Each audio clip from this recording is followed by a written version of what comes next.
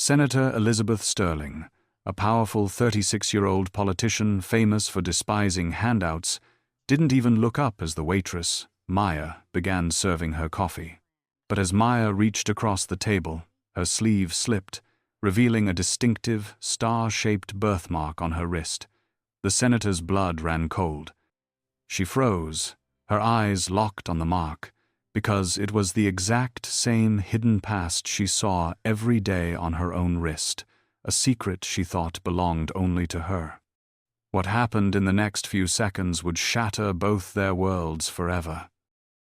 Before we start the story, your support means everything to us, and it helps the story go viral, so don't forget to like, comment, and subscribe so we can meet again.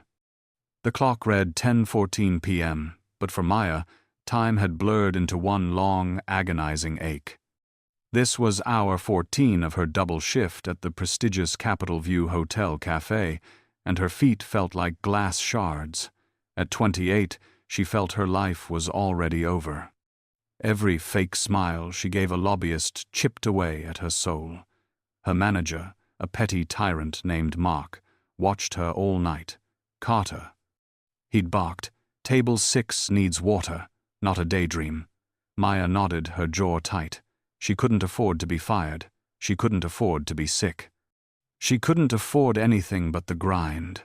Her life was a repeating loop of exhaustion and anxiety, fueled by lukewarm coffee and the gnawing fear that it would never be enough. In a brief lull, Maya ducked into the staff closet, pulling out her cracked phone. She logged into her banking app. The number made her stomach clench. $1,234. It was a pathetic amount. The application fee for the adoption lawyer alone was $2,000. She was still short. She was always short. Every penny was accounted for: rent, the bus pass, cheap groceries, and the largest chunk, the Lily Fund. This wasn't about her. This was about Lily, her 16-year-old foster sister. The only family Maya had ever known was trapped in the same broken system that had spit Maya out a decade ago.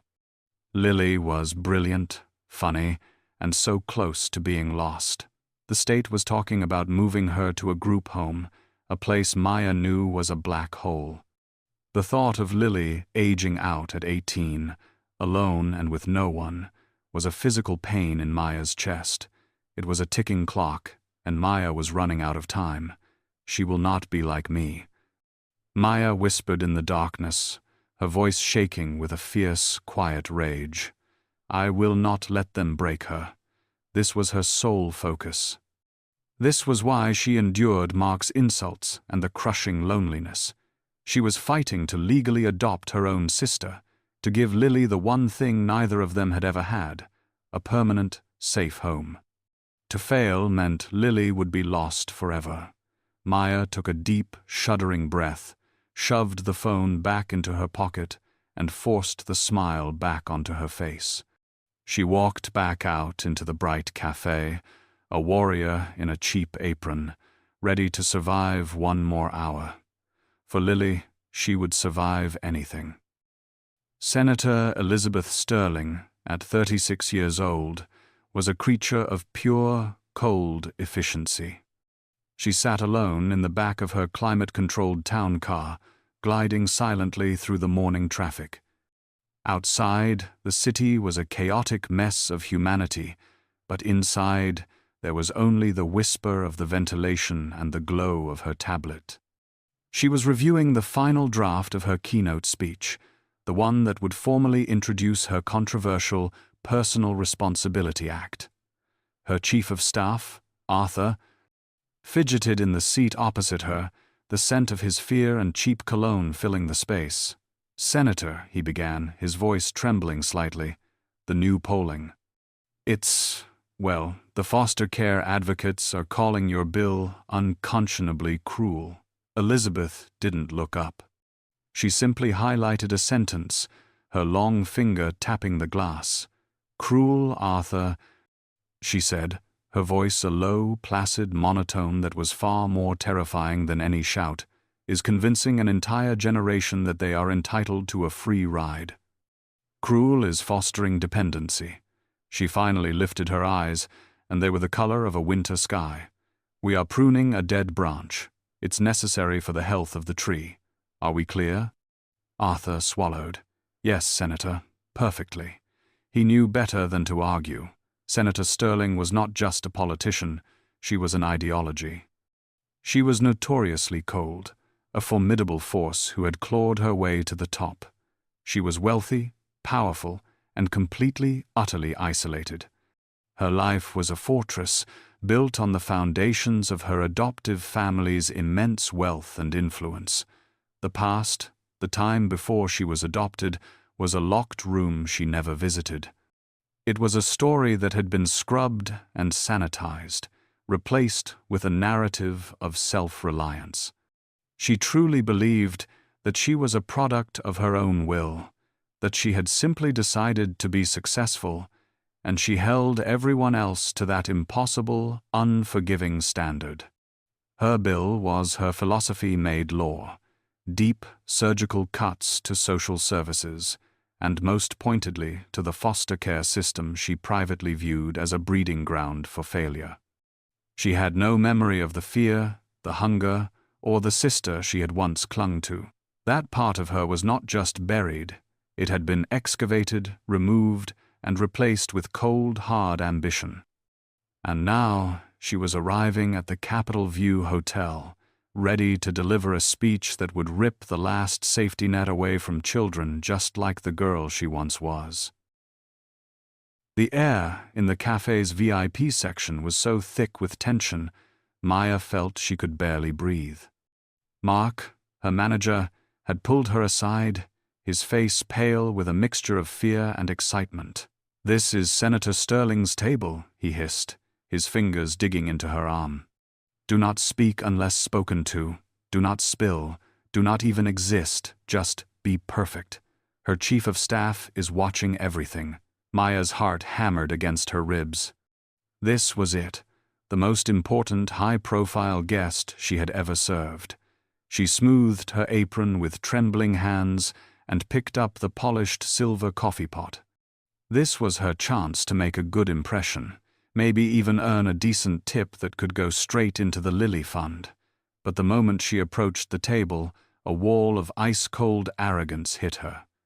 The senator's chief of staff, a man in a sharp suit with a sour, pinched face, immediately held up a hand, stopping her mid-stride. "We don't need you hovering," he snapped, his voice a low, abrasive sneer that cut through the quiet room. "Just fill the coffee and leave. We are having a very important discussion." Maya felt a flush of humiliation creep up her neck. He was a cruel man, one who clearly enjoyed the small, pathetic power he wielded over service staff. He was the exact kind of person who saw her as furniture, not a human being. "Yes, sir, of course," Maya murmured, her voice barely a whisper. She moved forward, her hands shaking so badly she was terrified she would spill the hot coffee all over the senator's pristine notes. And then there was the senator herself. Elizabeth Sterling was even more formidable in person. She was a statue of icy perfection, her eyes locked on the papers in front of her. She was completely absorbed in her notes, her focus absolute. As Maya carefully poured the black coffee into her cup, the senator didn't look up. She didn't flinch. She didn't acknowledge Maya's presence with so much as a flicker of an eye. Maya was completely invisible to her. It was a cold, brutal dismissal that felt worse than the chief of staff's open hostility. To Senator Sterling, she simply did not exist. Maya finished pouring and backed away from the table, her cheeks burning. The interaction had taken less than 30 seconds, but it had left her feeling small, stupid, and utterly insignificant. She was just another handout seeker in the senator's world, not even worthy of a glance. Maya forced her legs to move, to carry her back to the VIP table. The chief of staff's coffee cup was empty, and Mark was giving her a look that promised a write-up if she didn't tend to it immediately.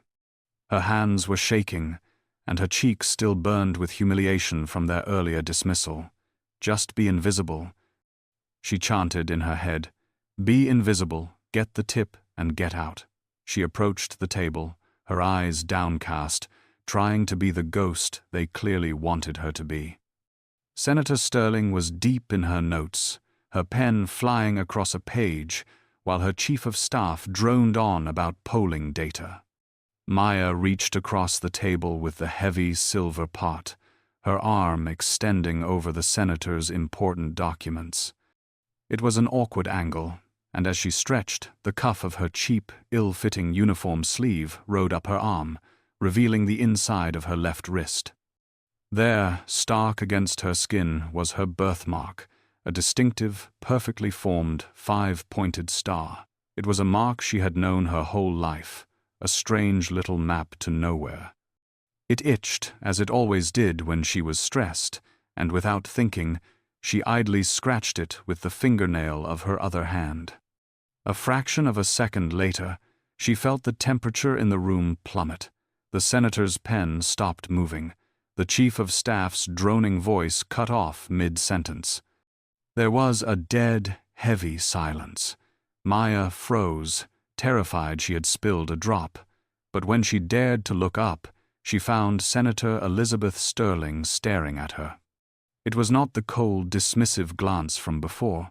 The senator's face was chalk white, her eyes wide and fixed on Maya's wrist with a terrifying, piercing intensity. Her lips were parted slightly, as if she was about to scream. It was a look of pure, unadulterated shock, a jolt so violent it was as if Maya had slapped her.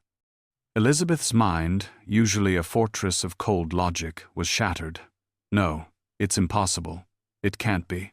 That was her secret.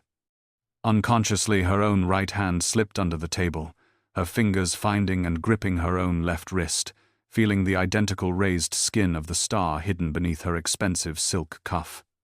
It was a past she had buried, a memory she had been told to forget, and now this invisible waitress was wearing that past on her skin. The cafe fell into a vacuum of silence. Maya's hand was still frozen in the air, the silver coffee pot trembling. Senator Sterling's face was a mask of chalk-white shock, her eyes wide and locked on the small star on Maya's wrist. The senator's chief of staff, Arthur, was the first to break the spell. He looked from his boss's horrified expression to Maya's terrified one and immediately assumed the worst. "What did you do?" he hissed, his voice a low, vicious snarl. "Senator, are you all right? To Maya, I told you to leave. You've upset her. Get out. Get out right now." Maya flinched, pulling her arm back as if she'd been burned. I'm so sorry, Senator. I don't know what I did." "I'll get my manager." She began to back away, her heart hammering with the certainty that she was about to be fired. This was it. She'd lose her job, the Lily Fund, everything, all because of a clumsy movement. But as she turned to flee, a voice, sharp and unsteady, cut through the air. "Stop." It was Senator Sterling. She had raised one shaking hand, not at Maya, but at her own chief of staff. "Arthur, be quiet," she commanded, her voice ragged and unrecognizable. It was no longer the cold, placid monotone of a politician. It was the cracked whisper of someone who had just seen a ghost. Elizabeth's icy composure had not just cracked, it had shattered into 1,000 pieces. She was breathing quickly, her gaze fixed, not on Maya's face, but on her wrist. "You," she said, finally turning her wide, disbelieving eyes to Maya. "Don't move, your wrist, that, Mark." Maya froze, her terror turning to utter confusion. Why was this powerful, untouchable woman looking at her like this? "Ma'am?" she whispered. The senator ignored Arthur, who was now standing, his face purple with rage and confusion. "Senator, we are on a schedule. This is hardly the time." Elizabeth cut him off again, her voice rising with a desperate, raw urgency Maya could not understand. "Excuse me," the senator said, her voice shaking. "That mark on your wrist, where did you get it?" The question hung in the air, bizarre and nonsensical. Maya could only stare back, completely bewildered. I don't understand," Maya stammered. It's just a birthmark, ma'am." "It's a birthmark, ma'am. I've had it my whole life." Maya's voice was a tiny, frightened whisper. She couldn't understand what was happening. This powerful woman was looking at her as if she'd just confessed to a murder, not explained a simple, innocent mark on her skin. The senator's face, already pale, turned a ghostly, skeletal white. Her breathing was shallow, coming in short, sharp gasps, and her whole body was trembling. Arthur, her chief of staff, finally sprang into action, his face a mask of controlled panic. "Senator, we are leaving. Now, this woman is clearly unwell, or this is some kind of sick, staged stunt. Security." He grabbed Elizabeth's arm, but she ripped it away with a strength that shocked him into silence. "Don't touch me," Elizabeth breathed, her eyes never leaving Maya's. Her entire world, so carefully constructed, so meticulously controlled, had just been hit by a wrecking ball. The past she had been told to forget, the past she had been assured was sealed and gone forever, was standing right in front of her, wearing a cheap apron and holding a coffee pot. This was impossible. This was a nightmare. This was her mark, the one she had hidden under long sleeves and bracelets her entire adult life, the one single physical link to a time she was told to erase. Ignoring Arthur's sputtering protests, ignoring the curious, alarmed eyes of the other cafe patrons, Senator Elizabeth Sterling, the cold, untouchable politician, did something completely and utterly out of character. Her hand, shaking so violently she could barely control it, moved to the cuff of her own expensive, custom-tailored silk blouse.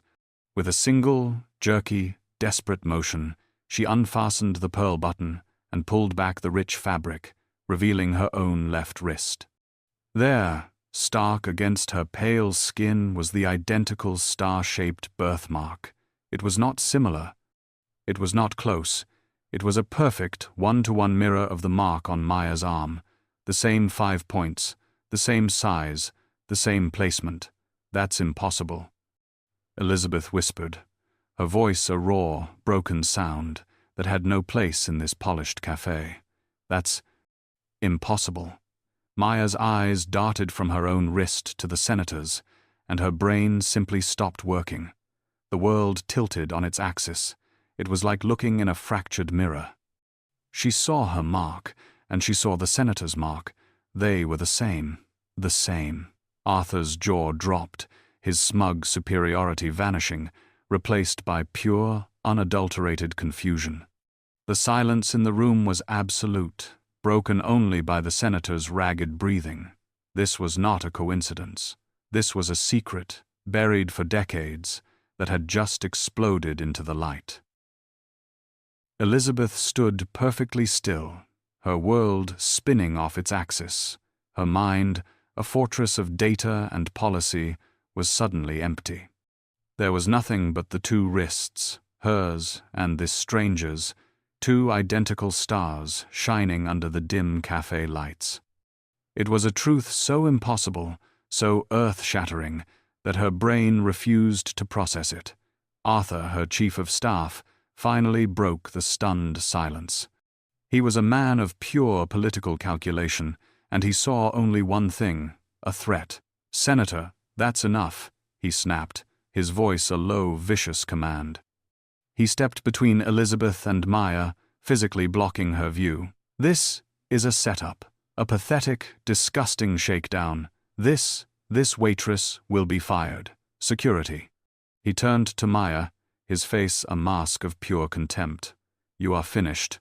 Do you have any idea who you just tried to scam?" But Maya wasn't looking at him. Her eyes were fixed on Senator Sterling's face. She didn't see the cold, powerful politician from the news. She saw a woman who looked as terrified and broken as she felt. And in that moment, seeing this impossible connection, this shared, secret mark, the dam of her composure, the one she had held together for 14-hour shifts. For 28 years of loneliness finally broke. Tears streamed down her face, hot and humiliating. I don't know what's happening. Maya sobbed, her voice a desperate, hiccuping plea. I'm not trying to scam anyone. I'm just so tired. The words tumbled out of her, a raw, unfiltered confession. I'm not a bad person. I need this job, please, Arthur scoffed. Oh, the tears. How predictable. But Elizabeth silenced him with a single trembling hand. What? The senator whispered, her voice barely audible. Do you need? And Maya, sensing a desperate, unexplainable connection to this woman who was her perfect opposite, blurted out the entire agonizing truth. It's my sister, she cried, the words tearing from her throat. My foster sister, Lily. She's 16. She's all I have. I'm trying to adopt her. To get her out of the system before she ages out. But I'm running out of time. She was gasping for air now, her shame forgotten, replaced by a desperate, frantic need to be understood. They're going to move her to a group home because of the new cuts, the ones on the news. They say they don't have the funding to support sibling visits anymore. I'm fighting the very system, your system. And I'm losing her. I'm failing her. I just need to save my sister. Senator Elizabeth Sterling was rocked to her absolute core. The world had dissolved into 3 points of focus: the star on her wrist, the identical star on the waitress's wrist, and the girl's desperate sobbing words. I'm fighting your system. I'm losing her. Your system. The words hit Elizabeth like a physical blow. This wasn't a political debate about abstract numbers. This was a human being, a girl who looked at her with a terrifying, unexplainable familiarity, who was being destroyed by the very legislation Elizabeth was here to champion. She looked from Maya's tear-streaked, desperate face to the birthmark that mirrored her own. She saw a past she thought was erased, a past her adoptive parents had assured her was locked away, a past of another small hand she used to hold. This wasn't a scam. This was a ghost. This was a lie, and her entire life was built on it. Her Personal Responsibility Act suddenly felt like a monument to her own ignorance. Her chief of staff, Arthur, finally snapped out of his confusion, his face turning a deep, furious red. Senator, that is enough, he hissed, stepping forward. This is an obvious, pathetic, and manipulative ploy. She clearly researched you. This is a shakedown. Mark. He yelled at the terrified manager. I want this woman fired and escorted off the premises. Now, we will have her arrested for harassment. But as Mark lunged forward to grab Maya, Elizabeth shot out her hand. Stop. Her voice wasn't a shout. It was a cold, sharp command that froze everyone in the room. She stood up abruptly. The entire cafe, which had been watching in hushed silence, gasped. Arthur stared at her, aghast. Senator, sit down. You are on in 5 minutes. The press is waiting. Elizabeth Sterling, for the first time in her adult life, ignored her schedule. She ignored the polls, the press, and the political fallout. She locked eyes with her stunned chief of staff. Cancel the speech, she said, her voice regaining its command, but now laced with a strange, white-hot and terrifying urgency. What? Arthur whispered, his face draining of color. Senator, you can't. This is your entire platform, I said. Elizabeth repeated, her voice low and dangerous. Cancel the speech. Tell them I had a family emergency. Handle it. She turned her back on him, ignoring his sputtering protests. She turned to Maya, who was shaking and crying, utterly bewildered by the hurricane she had unleashed. Elizabeth's voice softened, but the urgency remained. We're leaving. Now, you're going to tell me everything. The ride in the senator's black town car was a blur of silent, suffocating tension. Maya, still in her cheap, coffee-stained uniform, sat stiffly on the plush leather, leaving a space of several feet between her and Senator Sterling. The transition from the opulent hotel to Maya's neighborhood was a jarring slap in the face. They left the gleaming marble and soft lighting of the capital's center and plunged into a world of cracked pavement, flickering streetlights, and buildings that sagged with neglect. Elizabeth said nothing, her hands clenched so tightly in her lap that her knuckles were white. Her face was a pale, emotionless mask, but her eyes darted everywhere, taking in the poverty with a kind of horrified, detached curiosity. When the car stopped in front of Maya's building, the driver looked back, his expression clearly asking if this was a mistake. Elizabeth simply nodded. "Wait here." The apartment was on the 4th floor of a rundown walk-up. The hallway smelled of stale grease and damp. Maya's hands fumbled with the key, her entire body shaking with a mixture of fear and a strange, unbidden hope. She opened the door to her tiny, one-room apartment. It was painfully small and sparse, with a mattress on the floor and a kitchenette shoved into one corner, but it was meticulously clean. "This is it," Maya whispered, her voice full of shame. Elizabeth walked into the center of the room, her expensive heels clicking on the cheap linoleum. She looked like a creature from another planet, her tailored suit a stark, impossible contrast to the poverty surrounding her. "You said," Elizabeth's voice was a dry rasp. "You said you had records, proof. Show me." Maya nodded, her heart hammering. She walked to the small, rickety closet and pulled a battered shoebox from the top shelf, her name written on the side in faded black marker. "This is it," she said, her voice stronger now. "This is my entire life, everything they gave me." She placed the box on the small, wobbly card table that served as her desk. Elizabeth stared at it as if it were a bomb. With a trembling hand, she opened the lid. Inside was a pathetic collection of fragmented foster care records, as the outline described, flimsy carbon copies and transfer papers. It was a paper trail of a life spent being unwanted, transfer to Street Jude's home, placement failure, pending review. It was a childhood reduced to bureaucratic stamps and cold, impersonal jargon. "These," Elizabeth whispered, her fingers barely grazing the brittle paper, They don't mean anything." "I know," Maya said, her voice thick. "But this does." She reached to the very bottom of the box and pulled out one small, faded, dog-eared photograph. It was an official intake photo, creased and worn from a lifetime of being held. It was a picture of a 3-year-old girl, her eyes wide with terror. And on her tiny, upraised wrist, blurred but undeniable, was a clear, star-shaped birthmark. Senator Elizabeth Sterling stared at the faded intake photo, her hand shaking. The small, terrified face of the 3-year-old girl, the star on her wrist, it was a ghost from a life she had been assured was dead. This was an excavation. With a jerky, robotic movement, she pulled out her phone. She didn't call her chief of staff. She called her family's private lawyer. "David, it's Elizabeth," she said, her voice a low, dangerous tremor. "I'm sending you a photograph. I want to know where I came from, everything. Before I was 10, she cut off his protests about sealed records. I don't care," she snapped.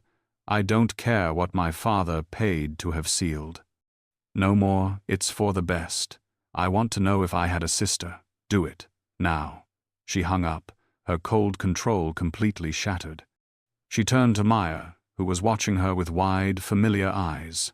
"My adoptive parents," Elizabeth began, her voice a raw whisper. They told me I wasn't alone when they found me. They told me I had a baby sister." She choked on the words, the lie she had accepted her entire life. "They said she was adopted by a wonderful, loving family in another state. They said it was for the best, that she was safe, that she was happy." Maya stared at her, the pieces of her broken life clicking into place. Tears streamed down her face. no longer just for Lily, but for herself. They lied. Maya whispered, her voice thick with 30 years of pain. Oh God, they lied to you, Elizabeth. What? I was never adopted. Maya said, her voice shaking with quiet rage.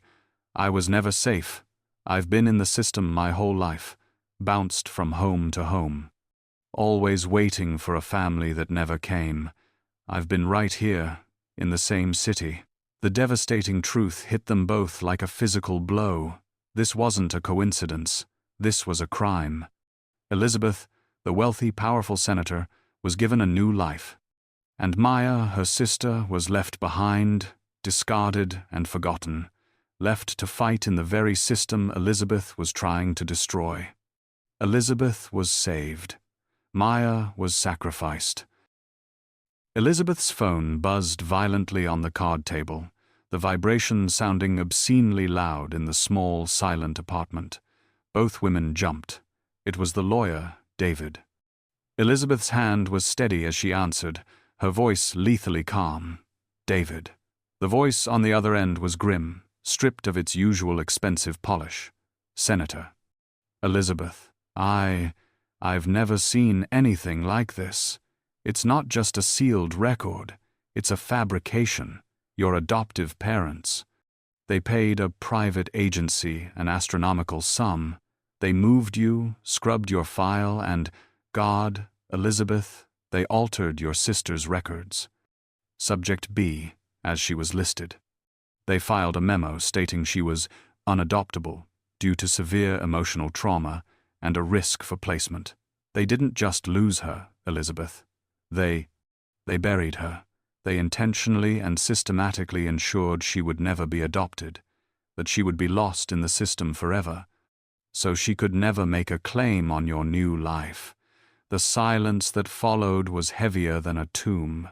Elizabeth slowly lowered the phone and hung up. The confirmation of the lie, its sheer, calculated malice, was a poison that flooded her system. Her entire life, her narrative of self-reliance, her political platform, it was all a monstrous fraud, built on the deliberate, paid-for destruction of her own sister. She was consumed by it, 30 years of a lie. She looked at Maya, who was watching her with terrified, knowing eyes. In that moment, the politician vanished. The cold, ambitious senator was gone, burned away by a white-hot, primal rage. What was left was something else entirely, something harder, an older sister. This adoption, Elizabeth said, her voice quiet and as hard as steel. This girl, Lily, you are not going to lose her. Maya flinched, confused by the sudden, terrifying certainty in her voice. What? But the agency, the lawyer's fees. The deadline doesn't matter, Elizabeth cut her off, her eyes like chips of ice. The money doesn't matter, the system doesn't matter. Not anymore. She pulled her phone out again, her fingers moving with precision. She wasn't calling David. She was calling her personal attorney, the shark she kept on retainer for her own contracts. Sarah, it's Elizabeth Sterling. I'm clearing your schedule. I need you to file an emergency adoption petition today for my sister. She said the word, and it felt like both a confession and a declaration of war. Yes, I said, sister. I am wiring $200,000 to your trust account. Right now, I want the best judge, I want the fastest hearing. I don't care what you have to do, who you have to call, or what rules you have to bend. We are saving this girl. It's done. She hung up and looked at Maya, the star on her wrist a burning physical reminder of her sin. It's done. I'll fund it. I'll fund everything.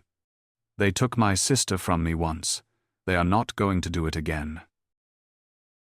For a single breathtaking moment, the tiny apartment was filled with something neither woman had ever felt: hope. Maya was staring at Elizabeth, her mind reeling from the call. The raw power, the words, my sister. It was a fantasy. It couldn't be real. Elizabeth, meanwhile, was pacing the small room like a caged panther, her rage a cold, clean fire. The money was wired. The lawyer was activated. She had found her sister, and now she was going to fix the one thing Maya cared about. It was simple. It was a transaction. It was a first, clumsy step toward an atonement she couldn't even begin to understand. Her phone rang again, and she snatched it up, expecting her lawyer, Sarah, to confirm the next steps. "Sarah, what's the timeline?" she snapped. "All business." But the voice on the other end was tight with a new, unexpected panic. "Elizabeth, we have a problem. A big one. I just spoke to the agency's counsel." Elizabeth's eyes narrowed. "What problem?" "I just wired you $200,000. There is no problem that money can't solve." There was a sharp inhale on the other end. "This isn't about money. Not anymore. The situation is, it's worse than Maya knew." Much worse. Maya, hearing the change in tone, took a half step forward, her fragile hope instantly evaporating, replaced by the familiar, cold dread. "Worse how?" Elizabeth demanded. The lawyer's words came out in a rush. "The foster agency is moving to dissolve Maya's visitation rights and transfer the girl, Lily, to an out-of-state residential facility. They're citing lack of funds and new budgetary constraints." "Elizabeth." Sarah paused, her voice dropping. "They're explicitly citing your bill. The Personal Responsibility Act. They're using your proposed cuts as justification to consolidate and streamline their most at-risk cases. They're making an example of Lily to prove they need the funding you're trying to cut." Elizabeth felt the blood drain from her face. This was a nightmare. This was a direct, horrific consequence of her own ambition. She had, in her quest for power, given her enemies the very weapon they were now using to destroy her family. "When?" Elizabeth whispered, her voice a dry rasp. "When are they moving her?" Maya was watching her, her hand over her mouth, her eyes wide with terror. "Elizabeth," the lawyer said, her voice grim, "this isn't a long, drawn-out legal battle. The deadline isn't months away. The hearing is this Friday. They are moving her by the end of the week. We don't have days, we have hours." The lawyer's words hung in the air, a death sentence for Maya's hopes. But where Maya saw a dead end, Elizabeth saw a war. The politician's mask of cold control didn't just crack, it ignited. A new, terrifying energy filled the room, not the measured calm of a senator, but the primal protective fury of an older sister. "They want to use my bill?" Elizabeth whispered, her voice a low, lethal hiss. "They want to use me to hurt her. They have no idea what they've just done." She snatched her phone.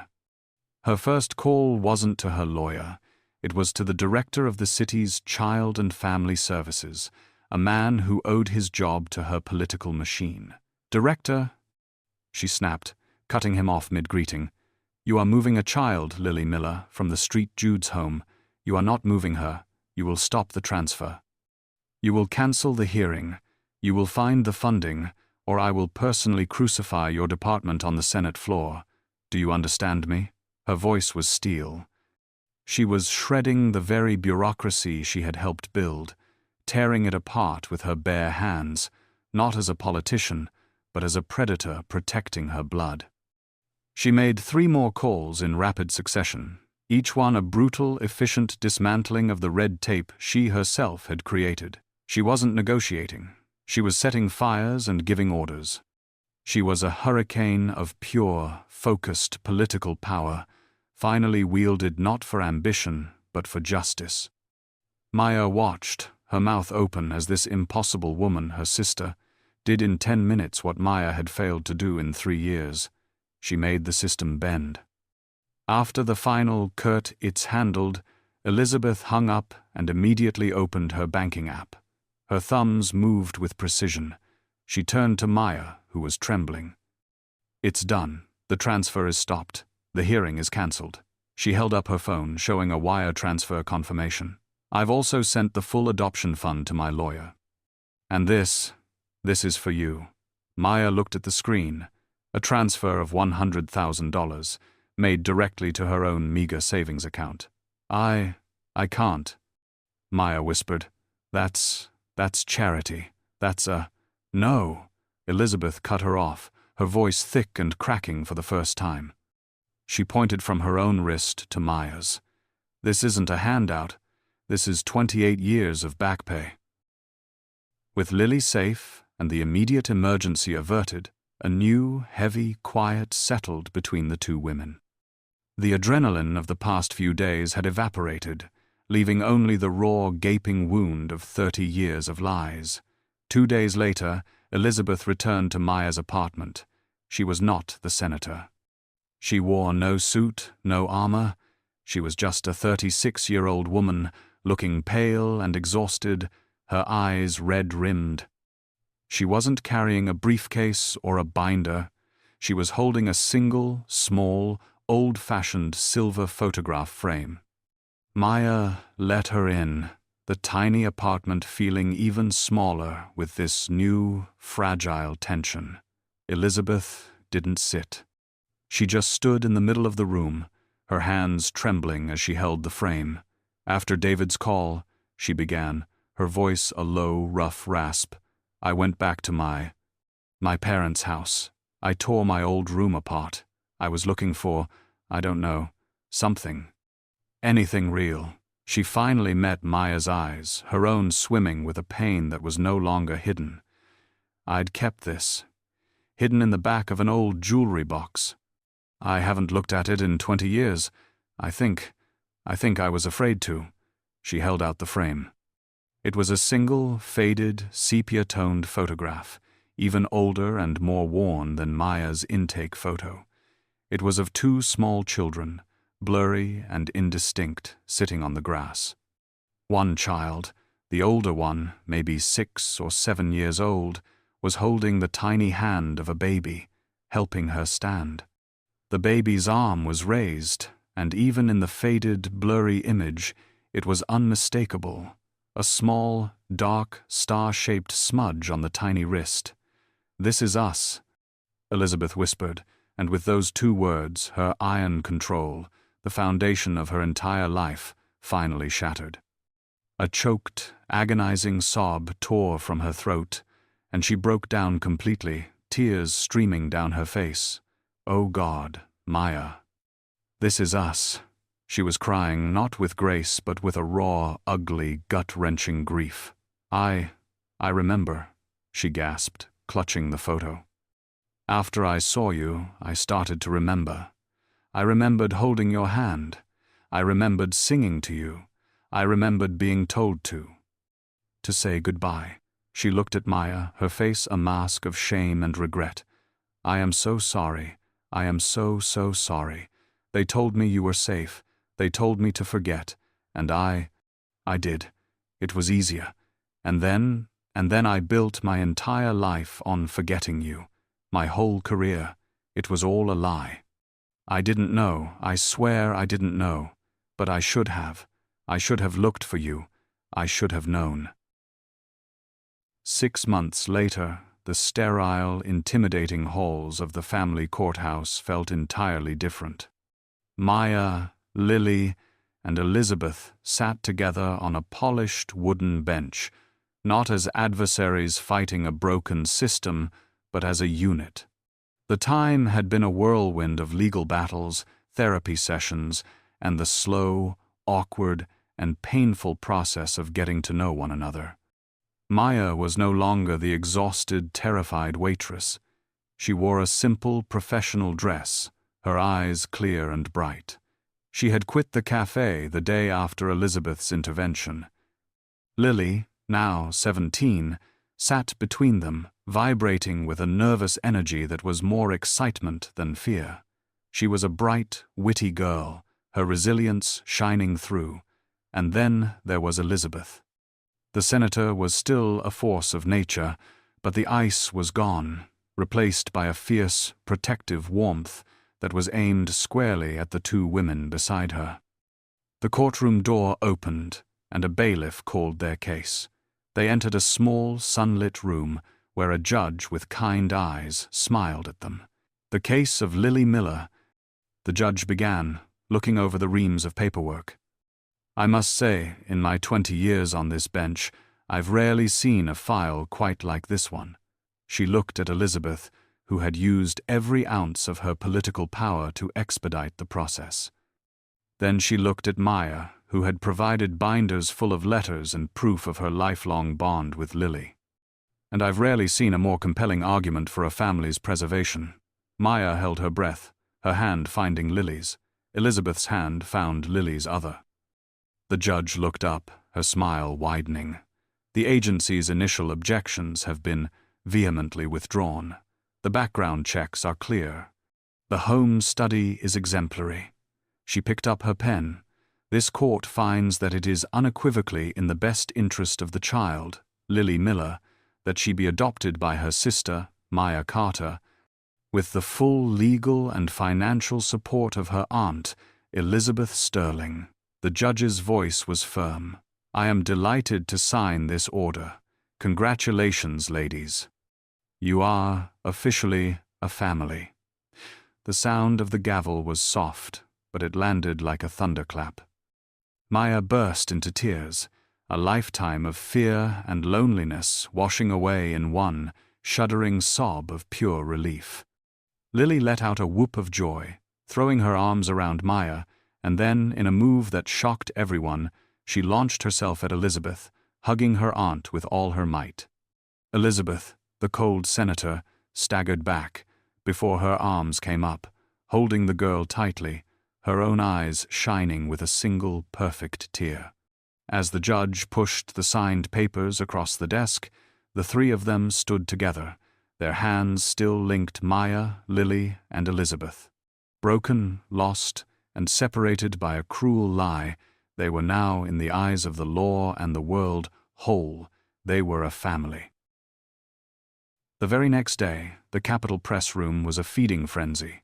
Senator Elizabeth Sterling, who had inexplicably gone dark for days, had called an emergency press conference.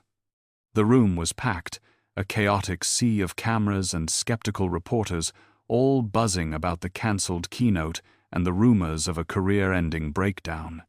Her chief of staff, Arthur, stood in the back, his face a sickly shade of gray, having lost all control of his senator and his future. But when Elizabeth walked to the podium, she was not the woman they were expecting. The icy, untouchable armor was gone. In its place was a woman who looked, for the first time, human. She was pale but resolute, her eyes clear and burning with a terrifying new conviction. She tapped the microphone, and the room fell silent.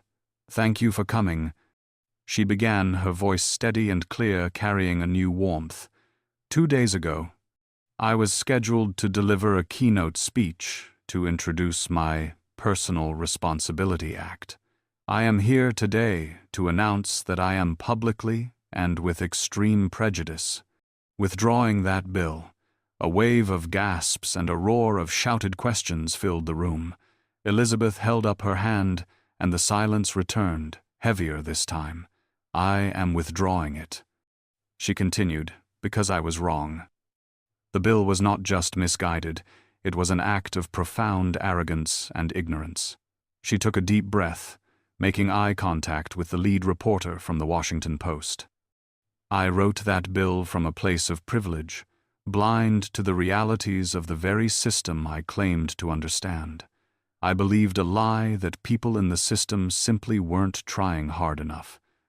I learned, in the most painful way possible, that the system is not failing people. I, am failing the system. More shouting. "Senator, what does this mean? What happened to you?" She held up her hand again. "It means that in its place I am drafting new, sweeping, bipartisan legislation. It will not be a bill about cuts, it will be a bill about investment. It will be a bill that funds family unification, that provides substantial grants for sibling adoptions, and that creates a federal mandate to prioritize keeping brothers and sisters together." She looked directly into the main camera, her voice thick with emotion, but unwavering. "It will be called Maya's Act. and I will spend the rest of my career ensuring it becomes law, so that no child is ever again lost or buried in paperwork, just to be forgotten. My work on this, it begins today. I will not be taking questions." She turned and walked off the stage, leaving a mushroom cloud of political chaos in her wake. A year. It felt like a lifetime, like a whole different, impossible world. Maya stood on the steps of the Capitol building, the same building she used to pass on the bus, feeling small and invisible. Today she was anything but. She was not in a stained, ill-fitting apron, but in a smart, professional navy blue suit that Elizabeth had insisted on buying her. The microphone in front of her didn't intimidate her. The crowd of hundreds, maybe even 1,000, holding signs that read, "Pass Maya's Act now," and "Sisters for Siblings," didn't make her tremble. She was no longer the exhausted ghost haunting a cafe, calculating pennies in a dark closet. She was Maya Carter, the executive director of the Sterling Sisters Foundation, an advocacy and crisis funding group that had, in just 12 short months, become one of the most powerful and effective voices for children in the system. She looked out at the sea of faces, a mix of activists, foster families, and former foster kids, and her eyes immediately found the only two that mattered. In the very front row, sitting with a beaming, almost incandescent pride, was Lily. At 18, Lily was about to start her first year of college at Georgetown, a future Maya had only dreamed of giving her. She was safe. She was thriving. Beside her sat Senator Elizabeth Sterling. The senator was not here as a politician, surrounded by staff. She was here as a sister. Her hands were clasped tightly in her lap, and the look of quiet, fierce, and utterly overwhelming pride on her face was a validation stronger than any law. It was an apology, a promise, and a celebration all at once.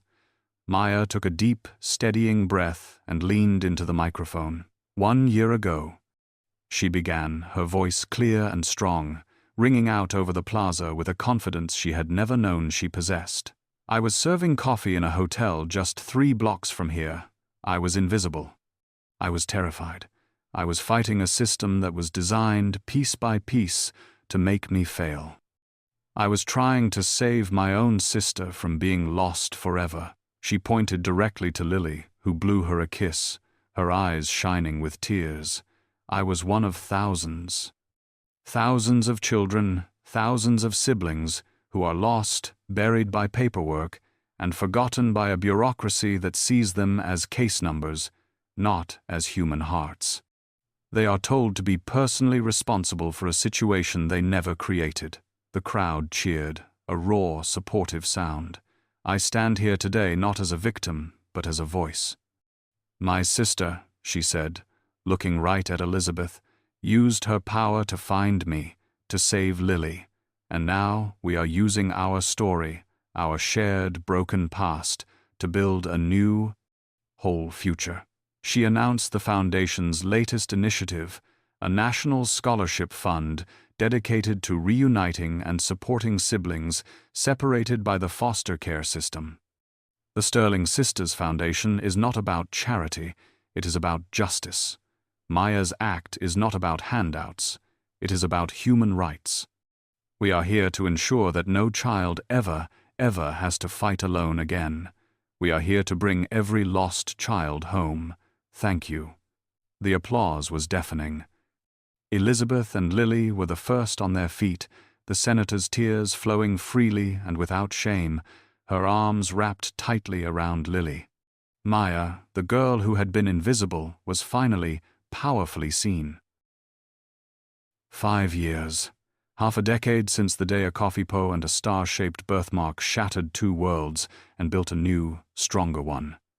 The scene was not a cramped 4th-floor apartment, but a bright, bustling auditorium at Georgetown University. It was Lily's graduation day. From the front row, Maya and Elizabeth watched, their hands clasped tightly together, as Lily, now a radiant and fiercely confident 21-year-old, walked across the stage to receive her diploma in social work. her honors stole draped over her shoulders, her chosen concentration, child and family advocacy. She wasn't just a survivor of the system. She was now its most passionate and educated reformer, ready to take her new role as the Foundation's Director of Outreach. Maya's act was now, finally, the law of the land. It had been a brutal, 3-year political war, but Senator Elizabeth Sterling, with Maya at her side in every strategy meeting and on every cable news hit, had been a force of nature. She had cashed in every political chip, twisted every arm, and wielded her power with the precise, righteous fury of a warrior, all in the name of the sister she had almost destroyed, and the children she had almost condemned. The Sterling Sisters Foundation was no longer just an idea. It was a national powerhouse, a beacon of hope and, more importantly, a provider of immediate, tangible crisis funds for families on the very brink of separation. Maya was its heart, the visionary who understood the on-the-ground pain, the fear in a parent's eyes, the loneliness of a child in a group home. Elizabeth was its muscle, the formidable strategist who navigated the corridors of power and finance, ensuring the Foundation had the resources to fight and win. They worked side by side, a perfect, seamless partnership. The past was no longer a ghost, it was their shared map. They had found their history, and instead of letting the 30-year lie and the calculated cruelty of Elizabeth's adoptive parents define them with bitterness, they had transformed that shared pain into a national, healing purpose. They were a family, a strange, complicated, broken, and beautifully pieced back together family. The cold, ambitious senator was gone, replaced by a woman who found more joy in a successful Foundation case than a Senate floor victory. The exhausted, invisible waitress was gone, replaced by a confident, eloquent leader who advocated for thousands. And the lost, terrified foster girl was gone, replaced by a brilliant college graduate ready to change the world. As Lily ran down the aisle, diploma clutched in her hand, she threw her arms around both of them, a tangle of laughter and happy tears. In that moment, surrounded by a new, hopeful generation, the three of them stood as a living, breathing testament to a powerful truth, that a shared past, no matter how painful or fractured, could be redeemed. They were a healed, powerful, and deeply happy family, proving to the world and to each other that it is never, ever too late for a second chance. If this story about two sisters separated by a lie and reunited by fate touched your heart, please show your support with a like and comment below with the one moment that moved you the most. It truly helps our channel grow and bring you more powerful stories of hope and redemption. Don't forget to subscribe and ring that notification bell so you never miss another journey. And please, share this video with someone who needs to be reminded that it's never too late to heal the past, and that the family you've been searching for might be standing right in front of you, just waiting to be seen. Thank you for watching.